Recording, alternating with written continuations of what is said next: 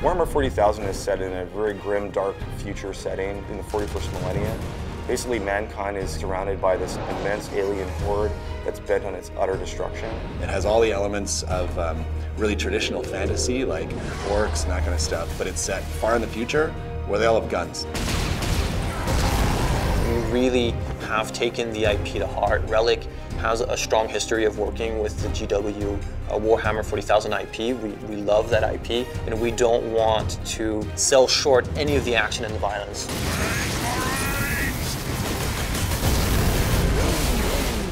In our game, you're sent down to one small planet that's an industrialized world designed to manufacture weapons of war. The orcs are there to get their hands on the warlord-class Titan.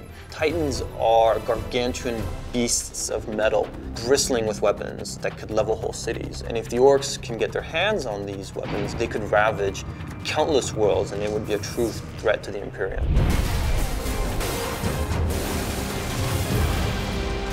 Space Marines started out as human beings, but they go through a rigorous process of training and physical transformation that really elevates them into almost demigods. Their bodies actually are implanted with new organs. Their strength is multiplied, their resistance is multiplied.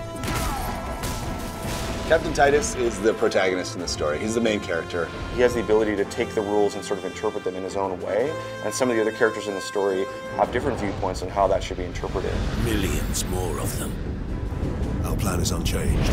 The main threat in Space Marine are the orcs. They are a brutal, animalistic, barbaric race of beings.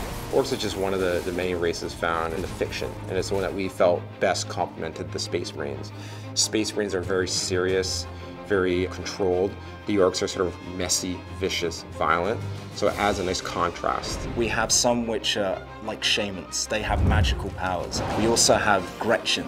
They're these little tiny minions. We also have the Knob. He matches the Space Marine in size and bulk. In fact, he's even bigger. In Space Marine, there are other shadowy forces that are sort of lurking in the background, and Titus and the player will have to confront those if they are able to save the Forge world. Space Marine has such an interesting, compelling setting. It goes all the way from the aesthetic, the architecture with this sort of futuristic Gothic feeling, the epic scale of everything. Everything is immense, everything is larger than life. There's a sort of a beauty in the world, there's also so much darkness and death and destruction, and those contrasts create such an interesting sort of canvas for us to paint on.